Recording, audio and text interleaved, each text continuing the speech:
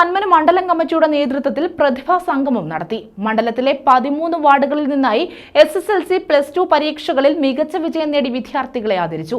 കോൺഗ്രസ് രാഷ്ട്രീയകാര്യ സമിതി അംഗം അഡ്വക്കേറ്റ് ബിന്ദു കൃഷ്ണ ഉദ്ഘാടനം ചെയ്തു. കോൺഗ്രസ് പന്മന മണ്ഡലം കമ്മിറ്റിയുടെ നേതൃത്വത്തിലാണ് പ്രതിഭാ സംഗമം നടത്തിയത്. മണ്ഡലത്തിലെ 13 വാർഡുകളിൽ നിന്നായി SSLC +2 പരീക്ഷകളിൽ എല്ലാ വിഷയങ്ങൾക്കും A+ നേടിയ വിദ്യാർത്ഥികളെ ആദരിച്ചു. കോൺഗ്രസ് രാഷ്ട്രീയകാര്യ സമിതി അംഗം അഡ്വക്കേറ്റ് ബിന്ദു കൃഷ്ണ ആദരവ് നിർവഹിച്ചു. ഞങ്ങളൊക്കെ പഠിക്കുന്ന കാലത്ത് ഞങ്ങളൊക്കെ മുഴുവൻ സമയം വിദ്യാർത്ഥി രാഷ്ട്രീയ പ്രവർത്തകരായിരുന്നു. സ്കൂളിലും അതെ, കോളേജിലും അതെ.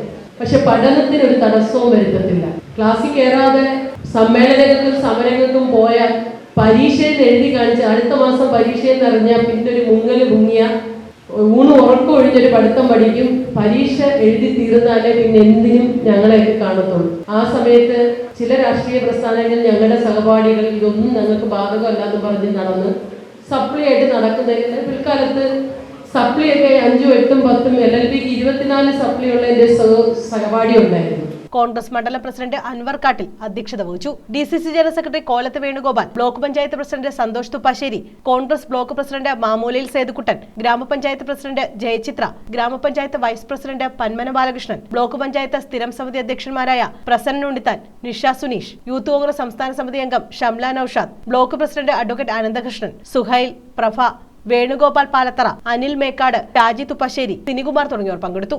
കേവലം നാം 4 ചുവരുകൾക്കുള്ളിലെ ക്ലാസ് മുറികൾക്കുള്ളിൽ നിങ്ങൾക്ക് തന്ന പുസ്തകങ്ങൾ നിങ്ങൾ പഠിച്ചു. ഓർമ്മയുടെ പരിശോധന തലങ്ങളിൽ നിങ്ങൾ 1ാം സ്ഥാനത്തെത്തി. നിങ്ങളിൽ നിന്ന് പ്രതീക്ഷിക്കുന്നത്, സമൂഹം പ്രതീക്ഷിക്കുന്നത്, നാളുകളിൽ നിങ്ങൾ ഈ സമൂഹത്തിലെ എല്ലാ നിലകളിലും A+ നേടുന്നവരായി മാറണം എന്നുള്ളതാണ് നാം എല്ലാം ആഗ്രഹിക്കുന്നത്. മണ്ഡലം കോൺഗ്രസ് കമ്മിറ്റി ലക്ഷ്യമിടുന്നത് അതാണ്. നാം വിദ്യാസമ്പന്നരായ സമൂഹത്തെ പ്രോത്സാഹിപ്പിക്കാൻ ഒരുപക്ഷെ പ്രതിസന്ധികളിൽ ആടി ഉലഞ്ഞിരുന്നെങ്കിൽ ഇന്ന് ഇന്ത്യയിൽ ജനാധിപത്യവും മതേതരത്വവും നിലനിർത്താൻ നമുക്ക് കഴിയുമായിരുന്നു. News bureau, Chavara.